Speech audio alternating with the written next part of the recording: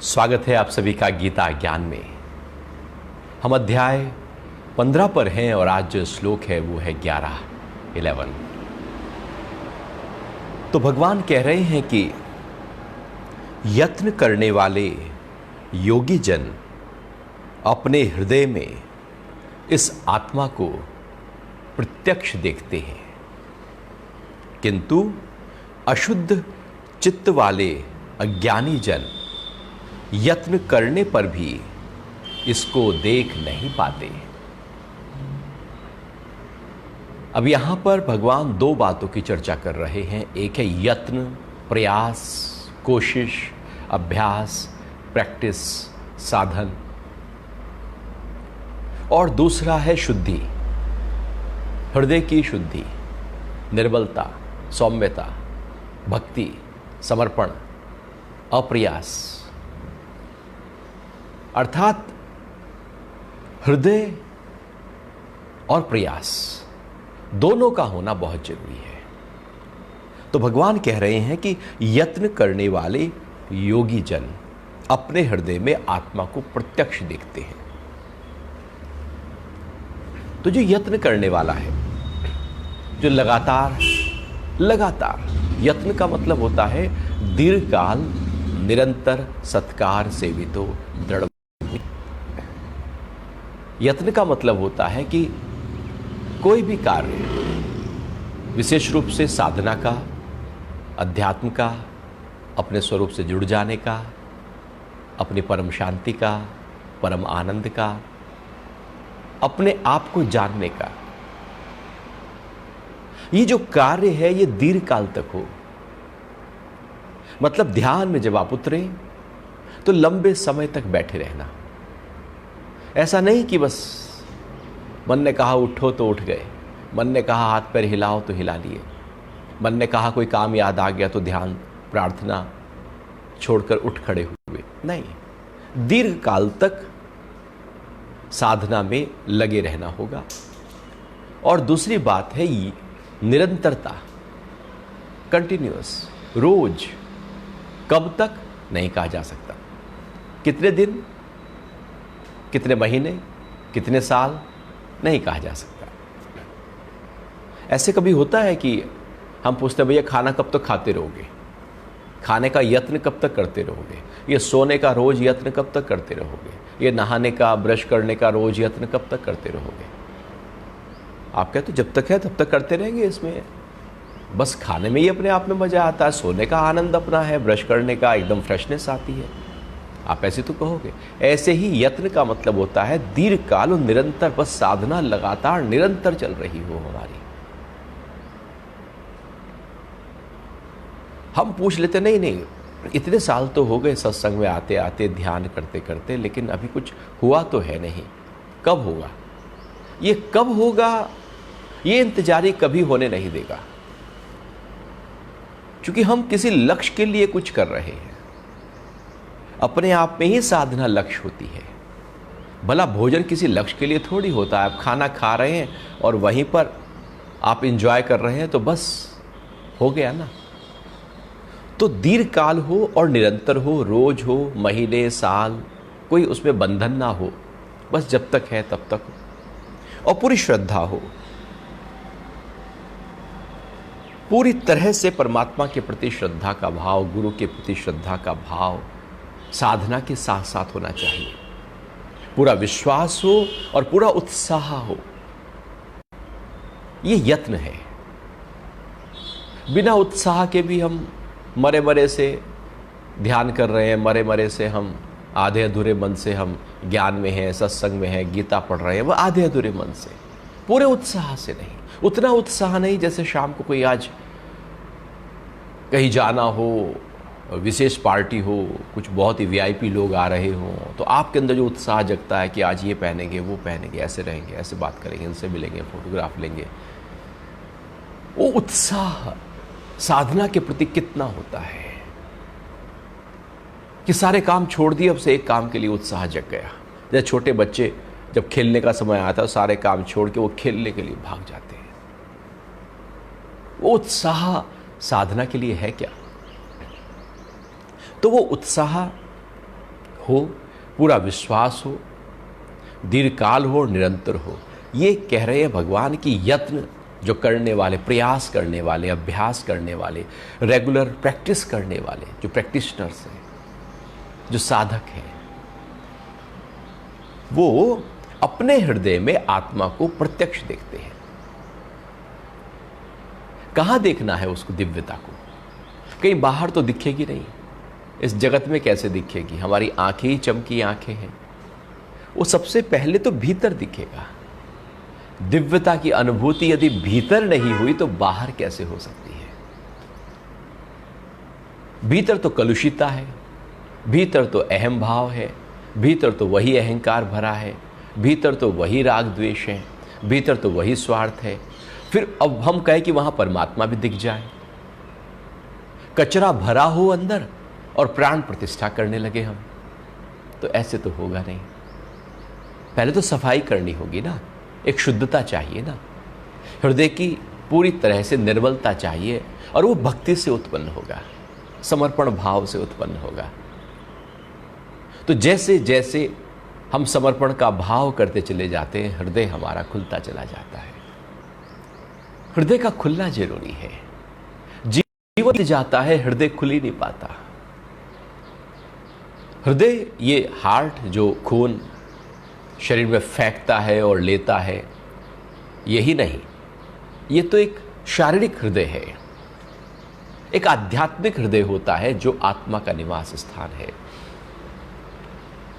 जब वो खुलता है, जहां भावनाएं जहां से उत्पन्न होती हैं, जब वो खुलता है तो ऊर्जा सारी अंतर्मुखी हो जाती है। तो हृदय में परमात्मा को हम तभी देख पाएंगे जब पहले हृदय खुला होगा। अब मंदिर में आपको जाना हो, भगवान के दर्शन करने हो, तो मंदिर खुला हो तो आप दर्शन कर पाएंगे ना। भगवान तो अंदर बैठे ही है, विराजे ही है, मूर्ति वहां स्थापित है ही है, लेकिन आप देख नहीं पाएंगे क्योंकि वो ताला लगा है। मंदिर खुले तो दर्शन हो। अब ऐसे ही जो हृदय है, यदि वो बंद हो, अब परमात्मा और दिव्यता और आत्मा उसके भीतर अनुभव हो सकता है, उसके इधर तो हो नहीं सकता। और अक्सर हम यही गलती कर जाते हैं, बुद्धि से हम आत्मा को, परमात्मा को जानने लगते हैं। ये बुद्धि का विषय नहीं, अध्यात्म बुद्धि का विषय नहीं है, जगत बुद्धि का विषय है, जगदीश बुद्धि का विषय नहीं। हम उसी बुद्धि को, जिससे हमने बाहर धन कमाया था, जिससे संबंध बनाए थे, जिस बुद्धि से पद इकट्ठा किया था, जिस बुद्धि से अपने होने का कुछ एहसास जगत को दिलाया था, वही बुद्धि, वही चालाक होशियार बुद्धि हम अध्यात्म में लेकर आ जाते हैं। तो उससे फिर द्वार वो हृदय का बंद ही रह जाता है। तो हृदय खुला हुआ नहीं है तो बात नहीं बनेगी। तो भगवान कह रहे जिनका हृदय खुल गया है, अब वो अपने हृदय में उस आत्मा को प्रत्यक्ष देखते हैं। पहली बात है अभ्यास करना, प्रैक्टिस करना, रोज ध्यान में उतरना, रोज प्रार्थना करना, रोज सत्संग करना, स्वाध्याय करना। जैसे आप रोज धन कमाने की कोशिश करते तो धन इकट्ठा हो जाता है, हो ही जाता है। आप शरीर को ध्यान देना शुरू करो, आप अच्छी तरह से एक्सरसाइजेस करो, योग के आसन करो, देखो आपका शरीर फिट होने लगेगा। आप घर की व्हाइट वॉश करो, देखो घर चमक जाएगा। वो तो आप थोड़ा प्रयास करो, उससे रौनक आ जाएगी। जगत में केवल प्रयास काफी है, केवल प्रयास काफी है। आप प्रयास जिस क्षेत्र में करोगे उस क्षेत्र में सफलता मिलनी शुरू हो जाएगी। बच्चे पढ़ना शुरू करें तो नंबर अच्छा आने लगेंगे, कार्य अच्छा करना शुरू कर दो, आपके पास आपका व्यापार, आपकी दुकान, आपका धन बढ़ना शुरू हो जाएगा, क्योंकि आपने प्रयास किया है, कोशिश की है। और यदि कोशिश की है तो सफलता आएगी ही आएगी। तो जगत में केवल प्रयास काफी हो जाता है। लेकिन यहां कह रहे हैं कि जिसने हृदय में प्रयास भी किया हो और उसका हृदय भी खुला हो, तो अभी ये प्रयास हमारा बाहर है, हम बाहर कुछ प्रयास करते हैं। वही प्रयास जब अंदर जग हो जाए, अपने से हो जाए, अपने लिए हो जाए, अपना जो अंदर का प्रयास है वो हमारा बहुत कमज़ोर हो जाता है, ढीला पड़ जाता है। जब वो कमज़ोर पड़ता है तो फिर वो अंदर हम जा ही नहीं पाते, क्योंकि वो कमज़ोरी पड़ गया है। तो जैसे बाहर मजबूती है, ऐसे ही अंदर भी मजबूती हो, प्रयास हो, कोशिश हो। इसको अभ्यास कहा है। जो गीता में पहले भगवान ने कहा, अभ्यास और वैराग्य से ये जो मन है, चंचल मन है, इसको जीता जा सकता है। ये अभ्यास जब हम लगातार करते जाते हैं तो और हृदय खुल जाता है, एक शुद्धता आ जाती है, तो आत्मा का प्रत्यक्ष अनुभव हृदय में हो जाता है, अपने साथ होने लगता है। और जब अपने साथ होता है तो फिर सब जगह हम कर सकते हैं। जैसे चोर को चोर दिखाई देते हैं, चतुर चालाक को सब चतुर चालाक दिखाई देंगे, निंदा करने वाले को सब निंदा करने वाले दिखाई देंगे। वो जैसे हम होते हैं वैसे ही हमें सब दिखाई देने लगते हैं। हम वासना से भरे हैं तो हमें सब वासना से भरे दिखाई देंगे। हम लोभी हैं तो हमें सब लोभी दिखाई देंगे। हम क्या हैं उसके आधार पर हम जगत देखते हैं। जगत में कुछ नहीं है। जैसा चश्मा लेकर जाओगे उस रंग का जगत दिखाई देना शुरू हो जाएगा। तो यदि आत्मा के साथ हम जगत को देख रहे हैं तो आत्मा पूरे जगत में दिखाई देनी शुरू हो जाएगी कि वही है ही आत्मा, उसी का ही पसेरा है। और वही आत्मा प्रकृति के साथ आती है तो पेड़ बना जाती है, लेकिन उस पेड़ का आधार भी आत्मा ही है। तो इस तरह से फिर हर जगह हम आत्मा ही अनुभव करने लगते हैं। फिर भगवान इसी श्लोक को पूरा करते हुए कहते हैं कि किंतु अशुद्ध चित्त वाले अज्ञानी जन, ये 11वां श्लोक है 15वें अध्याय का, यत्न करने पर भी उसको देख नहीं पाते। अशुद्ध चित्त वाले, अज्ञानी जन, अज्ञानी मतलब जिसका चित्त अशुद्ध है वही अज्ञानी है। हमारे चित्त में रहता क्या है, हमारे हृदय में है कौन? यदि हम अपने को देखें, अपने से पूछें, अपने आंख बंद करके अपना मनन करें, चिंतन करें, स्वाध्याय करें और जानने की कोशिश करें कि मेरे अंदर आखिर है क्या, तो आप पाएंगे अरे ये विकार पड़ा है, ये लोभ पड़ा है, ये कलुषिता पड़ी है, ये दुष्टता पड़ी है, ये दुश्मनी पड़ी है, ये अहंकार पड़ा है। इतने सारे तो विकार के कचरे हैं अंदर। इतना तनाव है, इतना क्रोध है, इतनी झल्लाहट है, इतना चिड़चिड़ापन है, इतना निंदा भरी पड़ी है, दूसरों को नीचा दिखाने का ये भाव अंदर है। अब इतना सब कुछ है और फिर हम अभ्यास करते रहें। आप पूजा करते रहें, प्रार्थना करते रहें, ध्यान करते रहें, आप गीता पढ़ते रहें, आप उपनिषद सब पढ़ डालें, आप सत्संग सुने, गुरु के नित्य में बैठे, बहुत गुरु से केवल ज्ञान की चर्चा करें, आप बहुत कुछ प्रयास करते रहें, लेकिन अंदर वही पड़ा रहे। तो अशुद्ध चित्त जब है तो जितना भी प्रयास किया जाए वो सब बेकार है, क्योंकि चित्त ही अशुद्ध है। आपने गाय पाली, अच्छी तरह से गाय को चारा खिलाया, गाय का गोबर साफ किया, उसको नहलाया धुलाया, अच्छा रख रखाव किया, फिर आपने दूध निकाला, दूध निकाल के बाल्टी में फिर भगोने में डाला, तो वो भगोना ही गंदा था। वो भगोना ही गंदा है तो जैसे ही आपने दूध डाला, पात्र गंदा होने से वो सारा दूध खराब हो गया। अब आप उस दूध को उबालोगे वो फट जाएगा, उसमें फेंक आ जाएगी। आपने सारा प्रयास किया, आप गाय खरीद कर लाए, आपने अच्छा चारा दिया, आप बहुत जो बेस्ट से बेस्ट चारा हो सकता है गौ माता के लिए वो किया, उसकी सेवा की, सब कुछ किया, दूध भी निकाला, बछड़े को पहले दूध दिया, फिर अपने लिए निकाला, और जहाँ डाला वो बर्तन ही खराब था, उसको ध्यान नहीं दिया कि बर्तन को भी पहले साफ़ सुथरा कर ले। ऐसे ही होता है, आप घर में खाना बहुत अच्छा बनाओ, है ना, और सुबह से आप लगे हुए हैं कि कोई विशेष मेहमान हमारे घर में आने वाले हैं। होता है जब कोई विशेष मेहमान आते हैं तो हम उनके लिए बहुत कुछ, उनके आदर सत्कार के लिए, उनके मान सम्मान के लिए कुछ पेश करते हैं। अब वो जो पेश किया था, जो बर्तन था, वही टूटा फूटा था, वही गंदा था, वही मटमैला था, वही साफ सुथरा नहीं था। और जिस पे पेश किया वो टेबल ही खराब थी। तो इतना अच्छा व्यंजन जहाँ परोसा जा रहा है, यदि वो ही खराब है तो वो अच्छा भी बेकार हो गया। मतलब बारीकी से ध्यान नहीं दिया गया। ऐसे प्रयास तो हमने बहुत किया, साधना का अभ्यास तो बहुत किया, लेकिन अंदर की चित्त की सफाई नहीं की, जहां साधना पूरी तरह से जाकर ठहरेगी। जो उसका प्लेटफॉर्म बनने वाला है, जहां पर जिस हृदय को खोलने के लिए साधना की जा रही है, जिस चित्त की सफाई के लिए साधना की जा रही है, उसी पर ध्यान नहीं दिया। और चित्त है गंदा, चित्त है अशुद्ध। अंदर देखना चाहिए ना कि हमारे चलता क्या है। ऊपर ऊपर से तो हम सबकी मान सम्मान करते हैं, ऊपर ऊपर से तो हम बहुत कुछ, लेकिन अंदर उसके लिए क्या चल रहा है ये देखना तो चाहिए ना अपने लिए। अंदर क्या चल रहा है वही तो रियल है। और सारे संबंध क्यों खराब रहते हैं हमारे? क्योंकि ऊपर से तो हम बिल्कुल अच्छे अच्छे शब्दों को देकर उन संबंधों को बनाए रखते हैं, और अंदर उनके लिए कलुषितता है, निंदा है, बहुत कुछ है अंदर।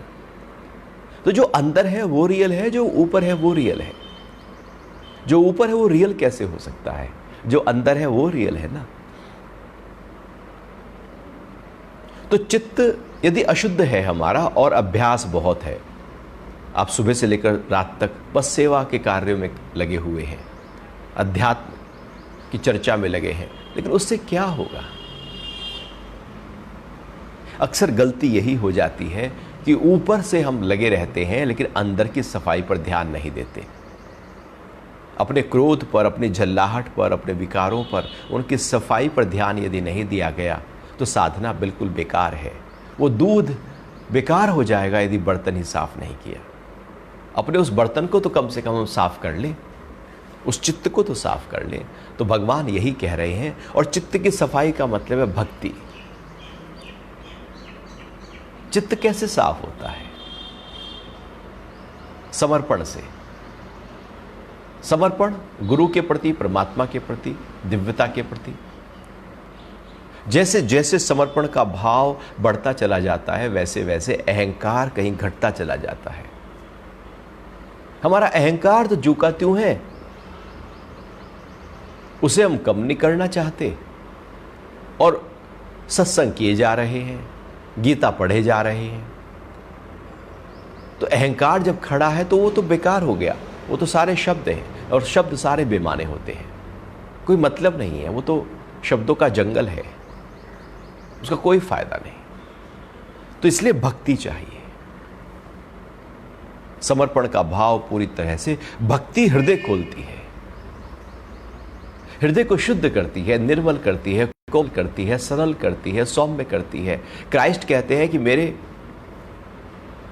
दरबार में, जो ईश्वर का दरबार है, अर्थात ईश्वर की सृष्टि में जो बच्चा है वो एंटर कर सकता है। बच्चे का मतलब बच्चे जैसा हृदय जिसका हो, कोमल, निष्कपट, निश्चल। आप देखो बच्चे को कैसे उसका हृदय साफ होता है। अभी थोड़ा सा लड़ेगा किसी से, किसी दोस्त से, और एकदम फिर से गले में हाथ डाल के वो खेलना शुरू कर देगा। वो अंदर रखता नहीं है कुछ, कुछ रहता ही नहीं है अंदर। तो क्राइस्ट कहते हैं कि जैसा बच्चे का हृदय साफ होता है, ऐसा यदि व्यक्ति का हृदय साफ है तो वो मेरे जो ईश्वर की सृष्टि है उसमें प्रवेश कर सकता है। हृदय की सफाई चाहिए। दुर्योधन को मेवो त्याग्यो, साग विदुर घर खायो। हृदय खुला है विदुर का। दुर्योधन का अहंकार बड़ा है, परमात्मा अहंकार में नहीं आते, दिख जाता है। न जाने कब किस रूप में अहंकार झलक जाता है, और वो अहंकार ही हमें दूर कर देता है। जैसे आप किसी मित्र से बहुत लंबी बात कर रहे हो, किसी संबंधी से बहुत लंबी बात कर रहे हो, और एक आपने कुछ ऐसी बात कर दी जो उस अप टू मार्क नहीं थी, वो निचले स्तर पर थी। तो बस वही बात वो सामने वाला पकड़ लेगा कि एक्चुअली ये है, बाकी ऊपर का तो जो बातें थी वो तो सब दिखावा थी, बनावटी थी। तो जो चित्त है उसकी सफाई करनी है, वो भक्ति से होगी, पूरी तरह से समर्पण के भाव में जब हम रहते हैं और उसके बाद फिर अभ्यास करते हैं। अभ्यास एक योग है, मतलब प्रैक्टिस है। तो योग का अभ्यास भी हो और साथ साथ भक्ति भी हो। तो भक्त भी बनो, योगी भी बनो, दोनों साथ साथ हो। केवल योगी बन जाए तो अहंकारी हो जाता है। इसलिए जिनको योग के कुछ अभ्यास आते हैं, योग की साधना करते हैं, उनका अहंकार कभी देखना, उनके पास बैठना मुश्किल हो जाएगा, इतना अहंकार से भरे होते हैं। वो सोचते पता नहीं वो क्या है, क्योंकि ये उसका एक दोष है। योग प्रयास करने वालों का एक दोष प्रकट होता है, जिसका अहंकार बड़ा होता है। केवल जो प्रयास किया कर रहा है व्यक्ति, वो अहंकार से भर जाएगा। लेकिन साथ साथ यदि हृदय खुल रहा हो, समर्पण का भाव हो उस दिव्यता के प्रति कि मैं तो निमित्त मात्र हूं, एक माध्यम हूं, परमात्मा करवाने वाला है, वो करवा रहा है और धन्यवाद है उसका कि मुझे निमित्त बनाया है इस अभ्यास में, तो हृदय खुला है, तो अहंकार नहीं रहा। और ऐसा व्यक्ति जिसका प्रयास भी है और हृदय भी खुला है, उसके अंदर परमात्मा विराजित होते हैं। अन्यथा अशुद्ध चित्त वाला कितना भी अभ्यास कर ले, प्रयास कर ले, सालों साल कर ले, कुछ होगा नहीं, हो ही नहीं सकता। फिर आगे भगवान कह रहे हैं 12वें श्लोक में, यह अध्याय 15 पर है हम। जो तेज सूर्य में स्थित हुआ संपूर्ण जगत को प्रकाशित करता है, जो तेज चंद्र और अग्नि में स्थित है, उसको तू मेरा ही तेज जान।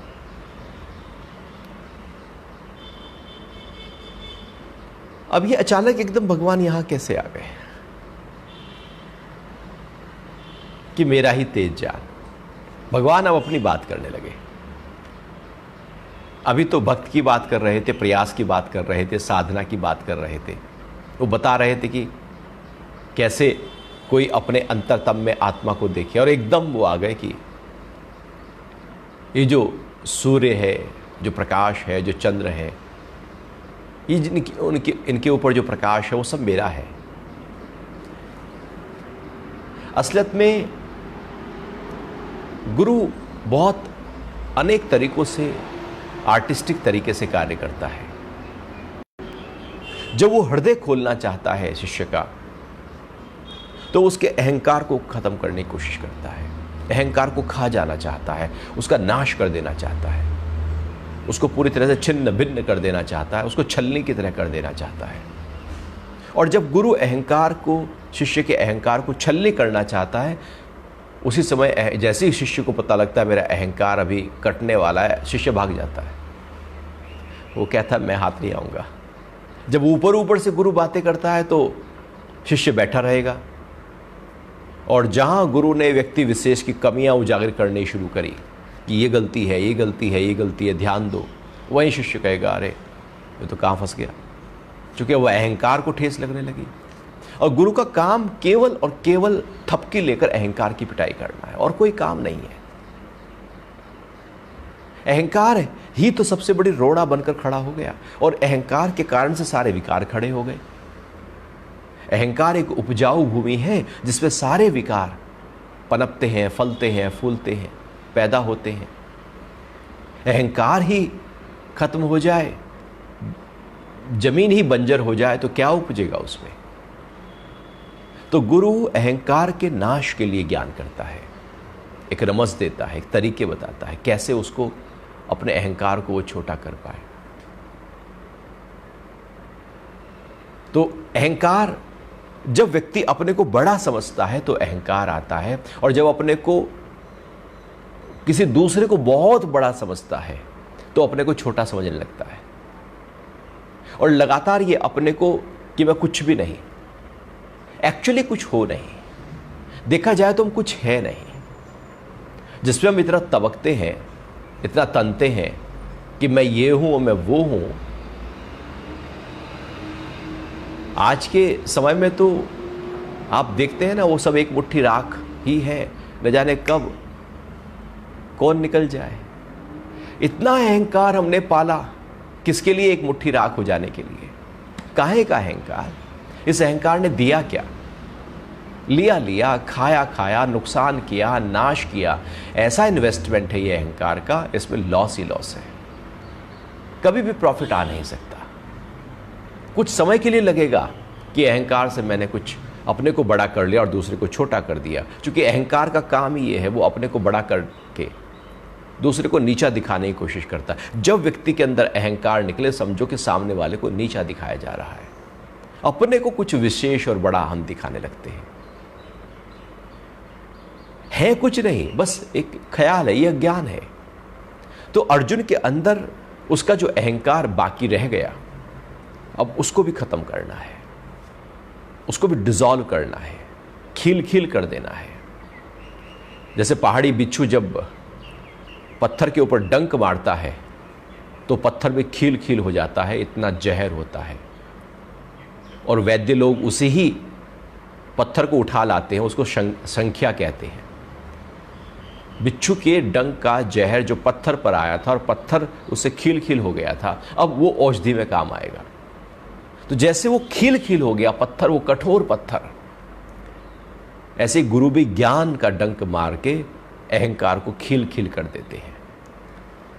तो अर्जुन के अंदर यदि थोड़ा सा भी अहंकार है कि मैं कुछ हूं, तो भगवान ने कहा मुझे देख तू मैं क्या हूं,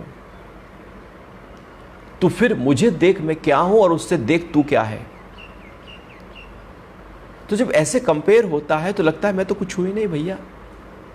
वो ऐसे तो होता है बिल्कुल छोटे से गांव का व्यक्ति, वो छोटे से गांव में जिसको वो जो पूर्वे होते हैं, एक होता है गांव, एक होता है पूर्वा। पूर्वा मतलब एक गांव से व्यक्ति, एक रामदीन नाम का व्यक्ति कई खेत में दूर जाकर एक झोपड़ी डाल लेता है और वहां पर एक दो और लोग आकर अपनी झोपड़ी डाल लेते हैं, तो उस गांव का नाम रामदीन का पूर्वा हो जाता है। और ऐसे न जाने कितने हजारों गांव हैं जो बहुत छोटे छोटे हैं। तो वहां पर जो अमीर है वो जब गांव में आता है तो उसे लगता है अरे मैं तो कुछ भी अमीर नहीं। वो छोटे गांव का जब थोड़े बड़े गांव में आता है तो वो छोटे गांव का जो रईस है वो थोड़े बड़े गांव में आकर अपने को गरीब महसूस करने लगता है। और जो बड़े गांव का रईस है वो कस्बे में आकर अपने को गरीब महसूस करने लगता है। और जो कस्बे का है वो शहर में आकर, वो कस्बे का साहूकार है लेकिन शहर में आकर उसे लगता है कि अरे मैं तो गरीब हूँ। और जो शहर का रईस व्यक्ति है वो बड़े शहर में जाकर देखता है वहां पर कौन रईस है, उससे कंपेयर करता है, लगता है कि मैं तो कुछ भी नहीं हूं। और जो फिर उस देश का जो रईस व्यक्ति है, जब वो वर्ल्ड के रिचेस्ट व्यक्ति में देखता है तो लगता है अरे मैं तो कहीं भी नहीं हूं। तो अपने उस अहंकार को गलाने के लिए हम बड़ा देखते हैं। इसलिए परमात्मा की दिव्यता गीता में बार बार बताई गई है, जिससे व्यक्ति देखे कि परमात्मा क्या है। और वो अपने उस क्षुद्र अहंकार जिसको लेकर बैठा है कि मैं ये हूँ, मैं वो हूँ, मैं 4 घर का मालिक, मैं 2 घर का मालिक, मैंने इतना बैंक बैलेंस, वो सब बेकार, सब हमने तो बनाया है। वो करेंसी तो हमने, कॉन्सेप्ट ही तो है। एक समूह ने कह दिया कि ये करेंसी है, ये धन है, ये नोट है, इसकी ये वैल्यू है। वो डिनाई हो जाए तो खत्म हो गया वैल्यू। नोटबंदी में तो वो खत्म हो गया ना वैल्यू। हम कहें इसकी प्रॉपर्टी कितनी वैल्यू है, कोई मंदी आ जाए तो एकदम क्रैश कर जाती है। वो तो जबरदस्ती हमने कुछ वैल्यू की है और उसके कारण से हमने अहंकार पाल लिया कि मैं ये हूं, और वो जो हो वो न जाने एक पल में छिल सकता है। बड़ों बड़ों का छिन गया, अच्छों अच्छों का छिन गया, समय आते ही वो सब निकल जाता है, अहंकार कहीं रहता नहीं। और प्रकृति अंत में अहंकार को खत्म करके जाती है, सबको धूल बना के जाती है।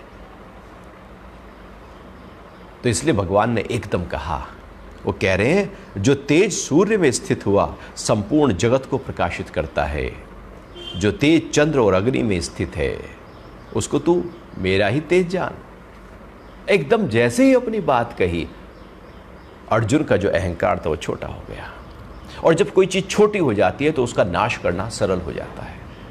जब कोई चीज़ बहुत बड़ी है, व्यक्ति कहे कि मेरा अहंकार ये वो, और कोई उसे उस टाइम उपदेश दे कुछ नहीं जाएगा अंदर, क्योंकि उसने अपना अहंकार, अपने को बड़ा कर लिया है। और जिस पल वो अपने को छोटा करे, उस छोटी चीज को खत्म करना बड़ा आसान है।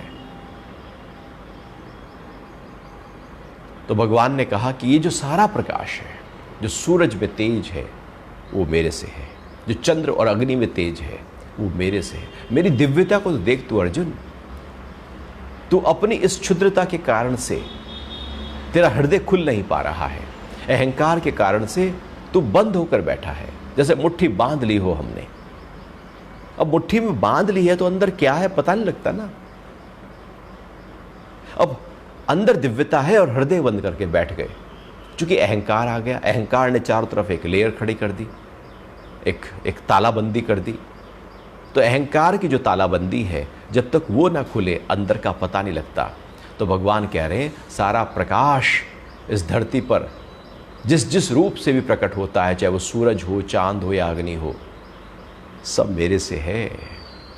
और फिर उसी बात को आगे कह रहे हैं कि और मैं ही पृथ्वी में प्रवेश करके अपनी शक्ति से सब भूतों का धारण करता हूं, तथा रस स्वरूप चंद्रमा होकर सभी औषधियों को पुष्ट करता हूं।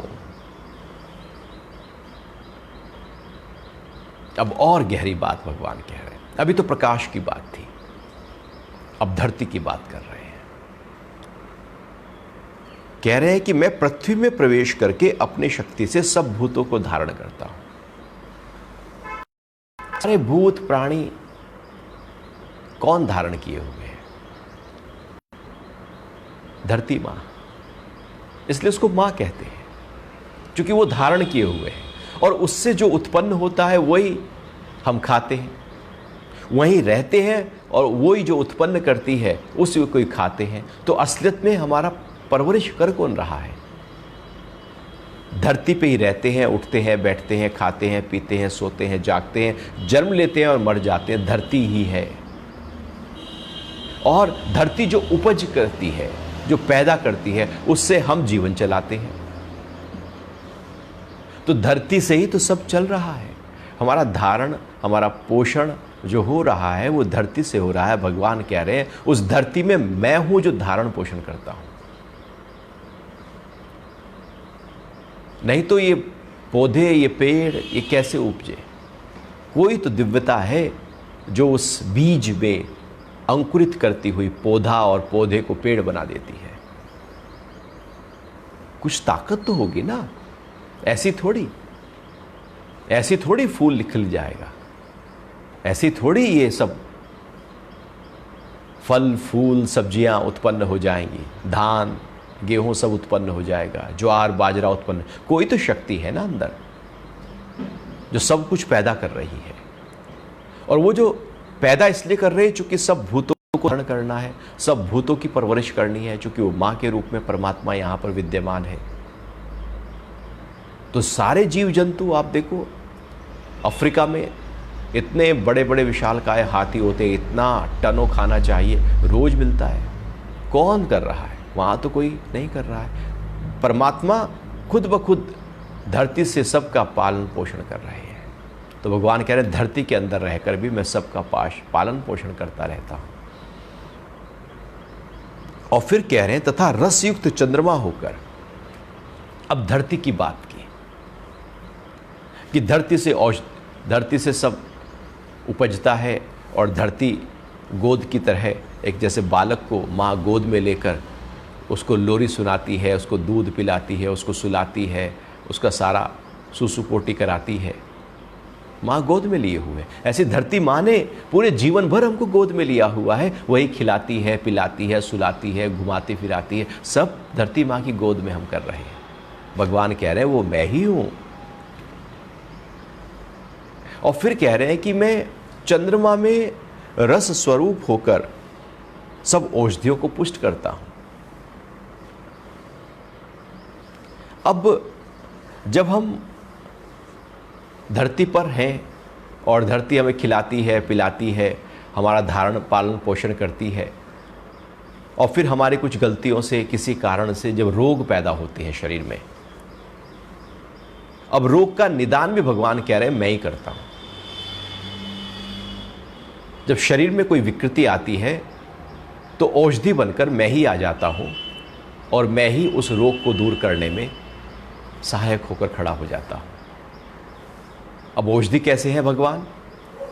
चूंकि धरती से पेड़ निकला, एक औषधि निकली। धरती से तुलसी माँ निकली, अब उसमें जो गुण है, जो रस है, जो औषधि का रस है, जो औषधीय गुण है, वो चंद्रमा से आते हैं। यदि आप आयुर्वेद के शास्त्रों को देखें तो वो तो वैदिक काल से कहे चले जा रहे हैं कि चंद्रमा से रस प्राप्त करती हैं सारी औषधियां।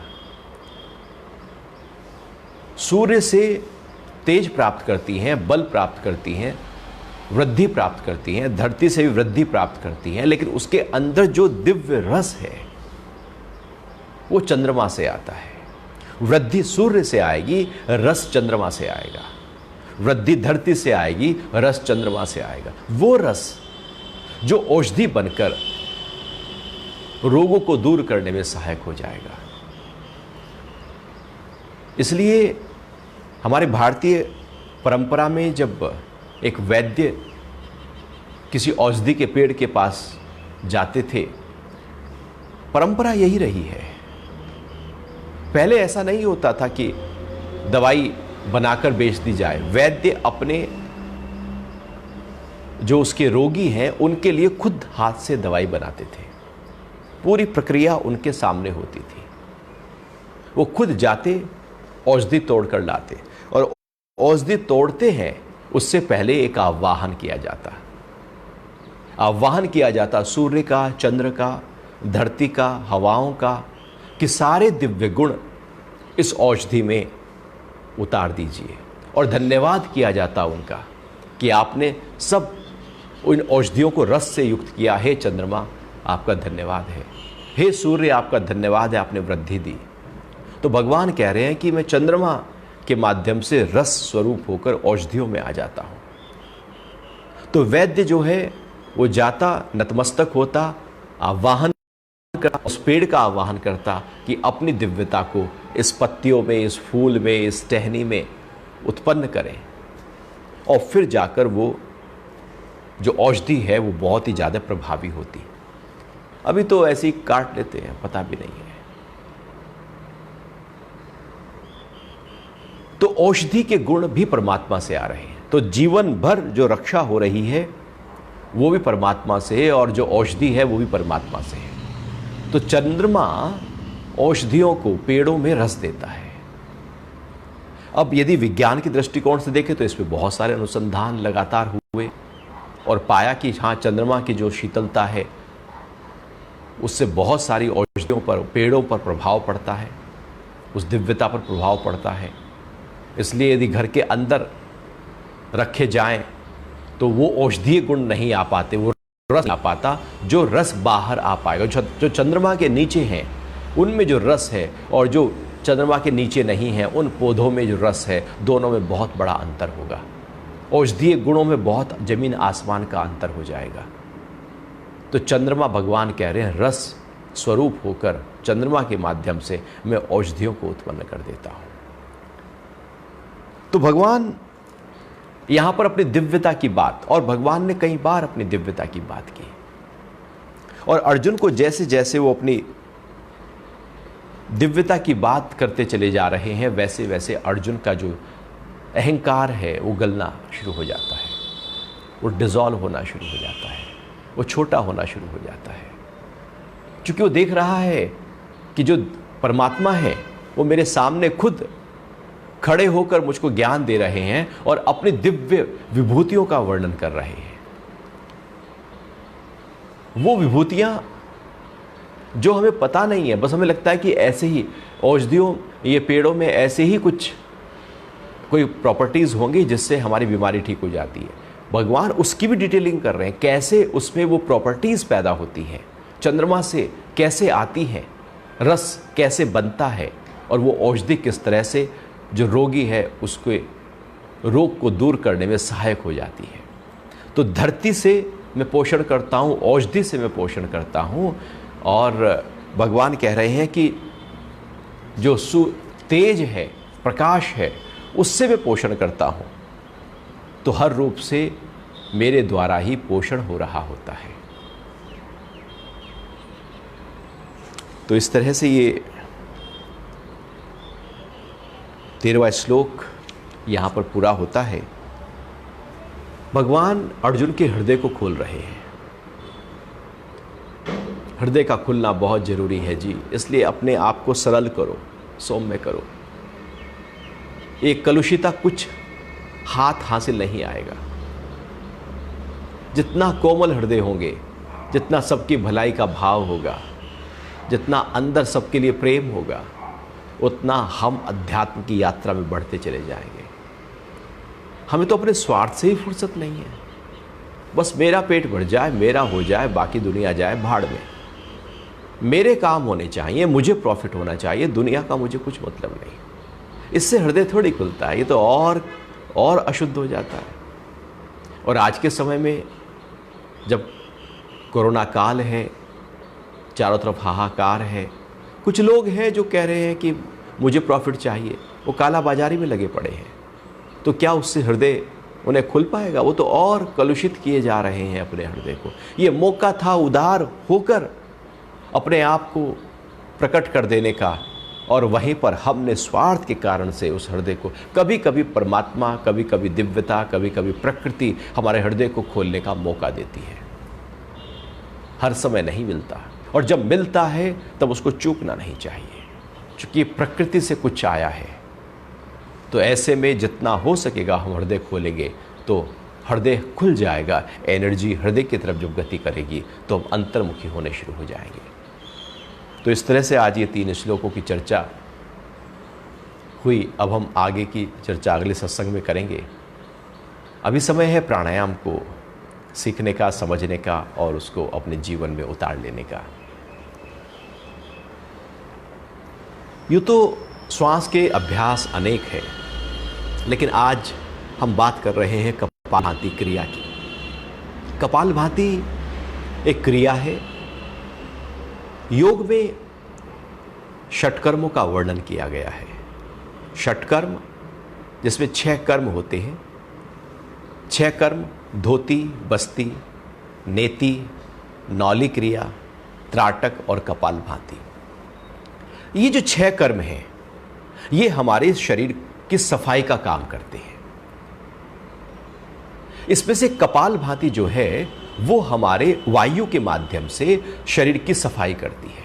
जितने भी टॉक्सिन्स हैं, जितना भी कार्बन डाइऑक्साइड है या जो भी विजातीय तत्व हैं, विषाक्त तत्व हैं, उनकी सफाई का काम होता है कपालभाति से। कपालभाति एक अनूठी क्रिया है जो हमारे शरीर के हर अंग प्रत्यंग की शुद्धि करके वहां पर ऑक्सीजन की सप्लाई को बढ़ाने में मदद करती है। कपालभाति देखा जाए तो वजन को कम करने में, मोटापे को कम करने में, पेट का घेरा बढ़ गया हो कम करने में, डायबिटीज़ हो, चूंकि पेनक्रियास को एक्टिवेट करके बीटा सेल्स को सक्रिय करती है और इंसुलिन का निर्माण होने लगता है। जिनको कब्ज की शिकायत है, गैस की शिकायत है, पेट खुलकर साफ ही नहीं होता, भूख अच्छी नहीं लगती, खाना तो खाते हैं, पाचन सही प्रकार से नहीं होता, तो पेट के जो रोग हैं वो कपालभाति से बहुत ही शीघ्रता से दूर होने लगते हैं। और अक्सर बीमारियां पेट से शुरू होती हैं, या तो मन से शुरू होती हैं, या पेट से शुरू होती हैं, या बाहर प्रकृति से आ जाती हैं। तो पेट से जो बीमारियां शुरू हो रही हैं, क्यों ना उनको हम ठीक कर लें। तो पेट के तमाम रोग और पेट के सारे जितने भी ऑर्गन्स हैं, चाहे वो लीवर हो, पेनक्रियाज हो, स्प्लीन हो, इंटेस्टाइन्स हो, ब्लैडर हो, यूरिनरी ब्लैडर हो, दोनों किडनी हो, सभी के स्वास्थ्य को कपालभाति क्रिया ताकत देती है, बल देती है। और केवल पाचन तंत्र को ही बल नहीं देती, कपालभाति हमारे फेफड़ों की शक्ति को बढ़ा देती है। क्योंकि हम जो श्वास बाहर फेंकते हैं वो फेफड़ों की शक्ति से फेंकते हैं। जैसे हम गुब्बारा फुलाते हैं तो फूंक मारते हैं, शंख बजाते हैं, फूंक मारते हैं, तो फेफड़ों की शक्ति से फूंक मारते हैं। जितने फेफड़े मजबूत होंगे उतना ही लंबा शंख बजा पाएंगे, गुब्बारा फुला पाएंगे, फूंक मार पाएंगे, दूर रखी मोमबत्ती को बुझा पाएंगे। इसलिए जो पल्मोनरी टेस्ट होता है उसमें फूंक मारी जाती है कि ताकत कितनी है फेफड़ों की। तो कपालभाति सांस को बाहर जब हम फेंकते हैं तो फेफड़ों की शक्ति धीरे धीरे बढ़ती चली जाती है। और ऐसे में आज जो ये समय चल रहा है, यहां पर अपने फेफड़ों की शक्ति को बढ़ाना बहुत जरूरी है। अभी हमें रोग नहीं है, आक्रमण नहीं है, बुखार नहीं है, कोरोना का इंपैक्ट नहीं है, हम पॉजिटिव नहीं है कोरोना से, लेकिन हम कपालभाति उस समय कर सकते हैं। यदि पॉजिटिव है तो फिर नहीं करना, क्योंकि अभी बुखार आ गया, अभी फेफड़े कमजोर हुए हैं, फेफड़ों पर अटैक है। वहाँ पर फिर हम दूसरे अभ्यास जो हमने कल भी सीखे थे, अनुलोम विलोम, डीप ब्रीदिंग, थोड़ी देर श्वास को होल्ड करना, गहरा ओम का जाप करना, वो अभ्यास हम धीरे धीरे करेंगे। लेकिन कपालभाति उनके लिए है जो स्वस्थ हैं और अपने आप को स्वस्थ बनाए रखना चाहते हैं।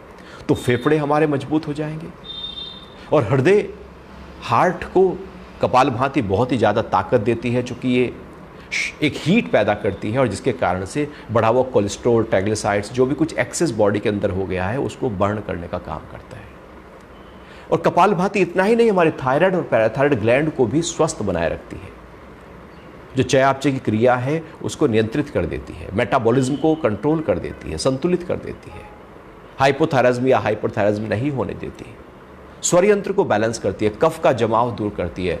जिनको नजला, जुकाम है, गले में कफ का जमाव रहता है या सही प्रकार से हकलाकर बोलते हैं, सही प्रकार से बोल नहीं पाते, वॉइस क्लियर नहीं है।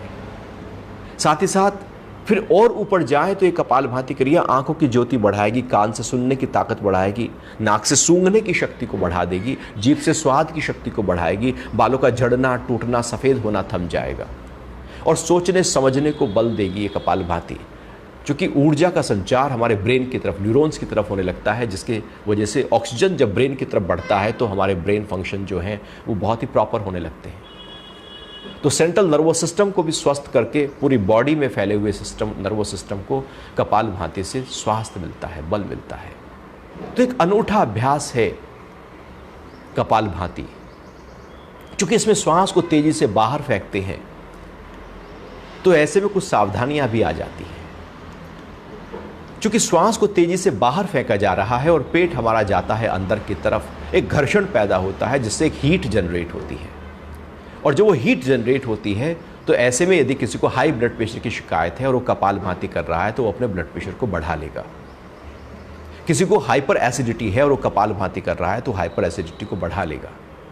चूंकि पेट बार कर रहा है अंदर की तरफ, किसी को हर्निया की शिकायत है तो वो अपने हर्निया को बढ़ा लेगा। चूंकि लगातार एक जर्क हो रहा है तो किसी को स्लिप डिस्क है, लोअर बैक पेन है और लगातार बैठकर वो कर रहा है तो वो उससे बढ़ जाएगा। या किसी को माइग्रेन है, चूंकि बार बार जर्क हो रहा है तो माइग्रेन की शिकायत बढ़ जाएगी।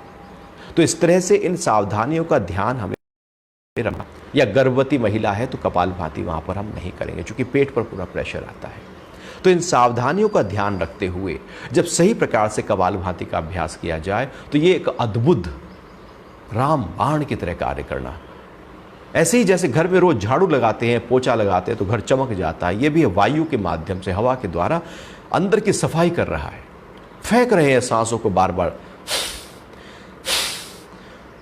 इस प्रकार से बाहर। जब श्वास बाहर फेंके तो पेट अंदर की तरफ जाएगा। श्वास भरने पर कोई ध्यान नहीं, चूंकि श्वास तो अपने आप ऑटोमेटिकली अंदर चला जाएगा। बाहर वायु का दाब इतना है, जैसे ही आप जिस गति से, जिस तेजी से, जिस तीव्रता से श्वास को खाली करेंगे वो भर जाएगा। आपका काम खाली करना है, भरना काम तो प्रकृति का है, फेफड़ों का है, वो भर लेगा। तो हमारा यहां पर काम है, जैसे हम झाड़ू लगाते हैं घर में तो केवल झाड़ू को आगे की ओर लेकर जाने की कोशिश करते हैं, पीछे झाड़ू अपने आप आ जाती है। कभी ध्यान नहीं देते पीछे लाने पर, हम तो आगे पर ध्यान है, पीछे आ ही रही है हर बार, आगे पर ही ध्यान है। ऐसे ही श्वास निकालते जाओ, अपने आप भरा जा रहा है। तो कपालभाति में श्वास को बार बार नासिका, दोनों नासारंध्रों से बाहर फेंकना है और पेट को अंदर की ओर खींचना है। आंखें बंद होंगी, कमर सीधी होगी, गर्दन सीधी होगी, कंधे रिलैक्स होकर पीछे की तरफ होंगे जिससे लंग्स एकदम रिलैक्स हो जाएं। और आंखें बंद करके हमें इसको 3 राउंड कपालभाति का अभ्यास करेंगे। पहले राउंड में अपने ध्यान को केवल पेट पर रखना और ऐसा भाव डालना कि मेरे पेट के सारे ऑर्गन्स, सारे अंग प्रत्यंग सो रही हैं। वहाँ जो भी कुछ विजातीय तत्व हैं, दूषितताएं हैं, मल हैं, वो सब बाहर निकल रही हैं। मेरे सारे अंग प्रत्यंग स्वस्थ होकर तमाम रोगों को दूर कर रहे हैं, ये भाव। और यदि किसी को डायबिटीज़ है, तो वो ऐसा भाव डाले कि पैनक्रियाज में जो बीटा सेल्स हैं वो सक्रिय हो रहे हैं। लीवर से एंजाइम्स प्रॉपर जिनके नहीं है या लीवर प्रॉब्लम है तो वो भाव डाले कि मेरा लीवर, जिनको किडनी की शिकायत है, स्टोन है, तो भाव डालें कि किडनी, ध्यान किडनी की तरफ ले जाए। एक भाव, एक धारणा करनी होगी। भाव बड़ा महत्वपूर्ण है। माताओं बहनों में ओवरी या यूट्रस की कोई शिकायत हो तो भाव डालना है। तो इस तरह से पेट के अंगों पर जहां जो विकृति है अपने आप को पूरी तरह से फोकस कर दीजिएगा। पतंजलि इसको धारणा कहते हैं, क्योंकि एनर्जी वही गति करेगी जहां पर आपने फोकस किया है, जहां पर आपने ठहराया है। जैसे मुट्ठी को बांधते हैं तो अपने ध्यान को हमने मुट्ठी पर ले आए तो शरीर की सारी शक्ति मुट्ठी की तरफ खिंच जाती है।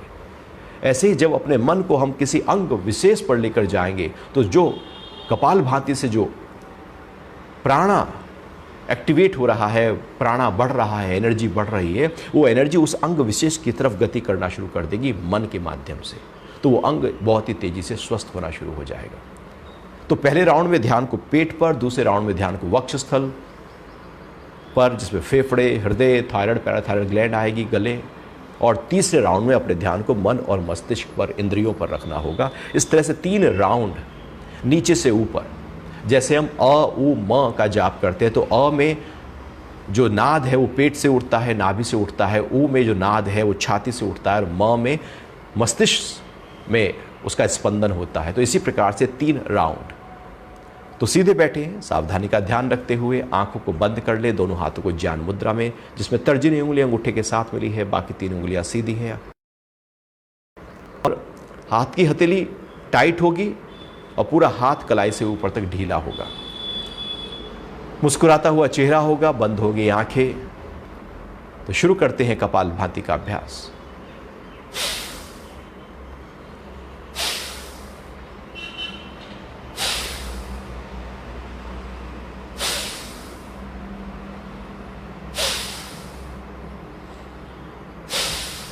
सांस को नाक से लंबा बाहर, जैसे दूर तक सांस जा रहा है, जैसे मोमबत्ती रखी और दूर हम बुझा रहे हो। जितना दूर तक सांस जाएगा पेट उतना अंदर की ओर खींचेगा। तो करते जाएं बार बार।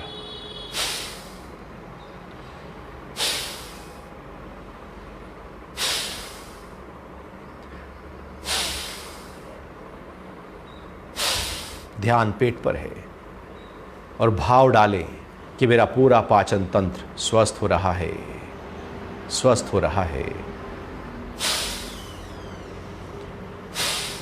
करते जाइए, करते जाइए। एक प्रसन्नता लिए हुए कपाल भांति क्रिया का अभ्यास करते जाइए। मेरा वजन कम हो रहा है, मोटापा दूर हो रहा है, कब्ज, गैस, डकार, एसिडिटी, अफारा, तमाम पेट के रोग दूर होते हुए ये भाव प्रबल रखते हुए फेंकते जाएं श्वासों को बाहर और पेट को खींचते रहे बार बार अंदर की तरफ। एक पंपिंग हो रही है, एक हलचल हो रही है। ये अंदर को बार बार पेट के खींचने से सारे ऑर्गन्स की एक मालिश हो रही है।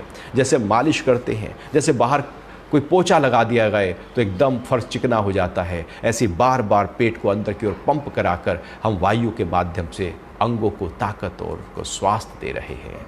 जब थकान लगे तो रुक जाना, विश्राम। सांस निकाला, बंद आंखें, आराम से मुस्कुराता हुआ चेहरा, और बैठे रहे अपने मस्ती में, अपने आप से जुड़े हुए। कपालभाति हमें थॉटलेस की तरफ ले जाती है। खुद ब खुद ध्यान का अनुभव इसके बाद प्रकट होने लगता है। अब ध्यान किया नहीं जाता, ध्यान होने लगता है। एक लंबा सांस भरें और निकाल दें। कपालभाति में अक्सर लोग गिनती गिनने लगते हैं कि हम 50 बार करेंगे, 100 बार करेंगे, 200 बार करेंगे, और गिनती गिनते रहते हैं, क्रिया चलती रहती है। या वो घड़ी ले रख के बैठ जाते हैं, मुझे 2 मिनट करना है, 5 मिनट करना है, 10 मिनट करना है। अब आप बताओ, जब गिनती गिन रहे हो, ध्यान घड़ी पर है, तो ध्यान तो कहीं बाहर चला गया ना। ध्यान तो पेट पर रखना था, रोगों पर रखना था, ध्यान तो अंगों पर रखना था, उसको ताकत देनी थी, भाव डालना था। भाव से प्रभाव होगा, भाव नहीं तो प्रभाव नहीं होगा। इसलिए लोग सालों साल करते रहते हैं लेकिन लाभ नहीं होता, क्योंकि धारणा तो, संकल्प तो पैदा ही नहीं हुआ। ध्यान तो तन पर आया ही नहीं, योग तो हुआ ही नहीं, जुड़न तो हुआ ही नहीं, तन और मन तो मिला ही नहीं, ध्यान तो गिनती पर कहीं भाग गया। एक व्यायाम हो रहा है, एक ऑटोमेटिक सिस्टम पर हमने एक क्रिया को डाल दिया है, उससे वो लाभ ना हो पाएगा।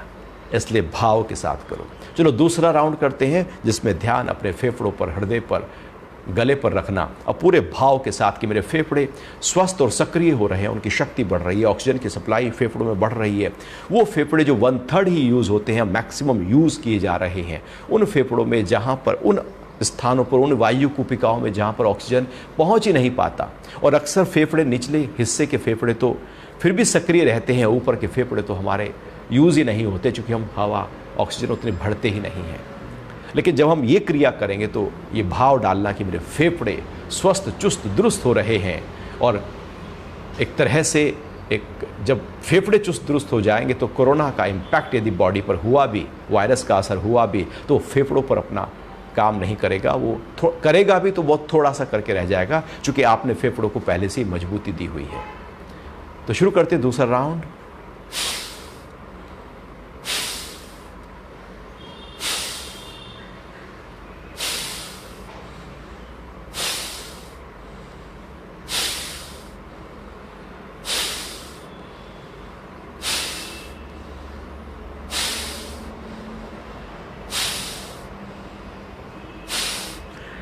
तेजी से बाहर फेंके। ये बाहर निकालने की क्रिया फेफड़ों से हो रही है जी। फेंकते जाओ, फेंकते जाओ। आवाज होगी, सांस निकालने की आवाज होगी, भरने की आवाज नहीं होगी। लगातार निकालते हुए अपने फेफड़ों को बल दिया जा रहा है, हृदय को बल दे रहे हैं, हृदय की क्रियाकलाप व्यवस्थित कर रहे हैं। आर्टरीज में ब्लॉकेज पैदा नहीं होगी, क्योंकि हमने खोल दिया है, रोज पंप किया है, एनर्जी को बढ़ाया है। करते जाइए।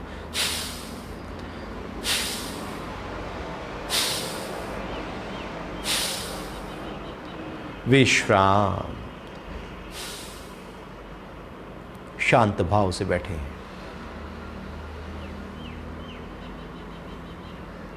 अनुभव किया कि मेरी थायराइड, पैराथायराइड ग्लैंड्स स्वस्थ हुई, स्वर यंत्र को बल मिला, दोनों फेफड़े स्वस्थ हुए, हृदय की मांसपेशियों को और बेहतर तरीके से निरोगता प्राप्त हुई। ऐसा भाव, और ये अनुभव भी कर सकते हैं कि मानो फेफड़ों की तरफ कुछ गति, कुछ एनर्जी बढ़ रही है। तीसरा राउंड, ध्यान गले से ऊपर, इंद्रियों पर, मन मस्तिष्क पर, सभी पर लेकर आने। शुरू करते हैं। करते जाइए, करते जाइए। लंबा सांस बाहर फेंको, सांस खुद ब खुद अंदर जाने दो। पेट अंदर जा रहा है। मन में भाव है कि आंखों से देखने की शक्ति, कान से सुनने की, नाक से सूंघने की, मुंह से स्वाद की और बोलने की शक्ति बढ़ रही है, त्वचा से स्पर्श की शक्ति बढ़ रही है, सोचने समझने की शक्ति का विस्तार हो रहा है। नींद की क्वालिटी को बेहतर करने में मदद करता है। लगातार करते जाओ इस अभ्यास को। सेंट्रल नर्वस सिस्टम एक्टिव हो रहा है, लेफ्ट ब्रेन राइट ब्रेन में एनर्जी का फ्लो बैलेंस किया जा रहा है। बॉडी माइंड कोऑर्डिनेशन को बेहतर करने में यह अभ्यास मदद करता है। शरीर के संतुलन को बनाए रखने में, मन के संतुलन को बनाए रखने में, पॉजिटिविटी को बनाए रखने में बहुत ही लाभकारी है। जब थकान सी लगे तो रुक जाना, विश्राम, शांत भाव।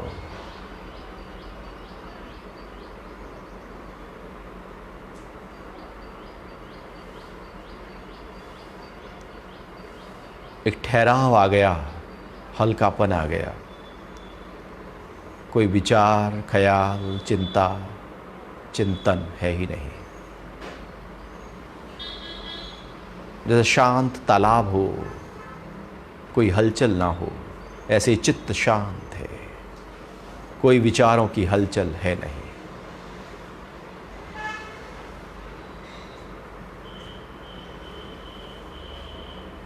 करते हैं ओम का जाप। सांस पूरा भरना, पहले अ का उच्चारण करना मुंह खोलकर, फिर धीरे धीरे मुंह बंद करते हुए ऊ में बदल जाएगा, और फिर मुंह बंद करके म में बदल जाएगा। तो सांस भर लीजिए, ये भी हमारे फेफड़ों की शक्ति को बढ़ा देगा। आ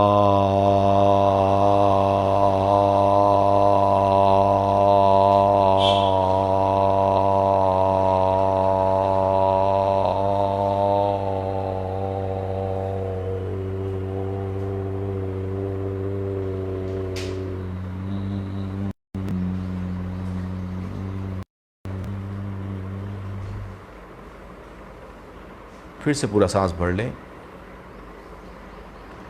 आ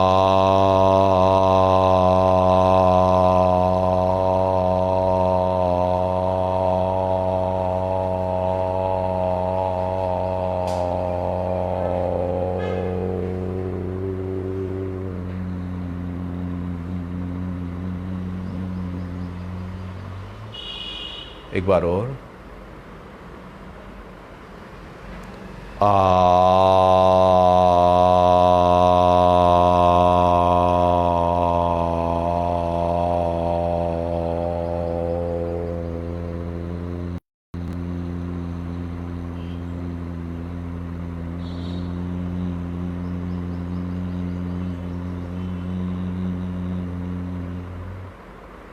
ओम शांति शांति शांति। हाथों को उठाकर हथेलियों को रगड़ लीजिएगा। हथेलियाँ गर्म कर लें। ऊर्जा का संचार हथेलियों की तरफ होने दें। एनर्जी फ्लो हथेलियों की तरफ होने दें। जब हथेलियाँ गर्म हो जाएं, आंखों के ऊपर रख लें, जिससे हथेलियों से ऊर्जा आंखों की तरफ, चेहरे की तरफ बढ़ जाए और चेहरे का आभा मंडल और आंखों की ज्योति में वृद्धि प्राप्त हो। धीरे से हथेलियाँ हटा लें। तो आज के लिए इतना ही रखते हैं। हरि ओम। जय श्री कृष्ण।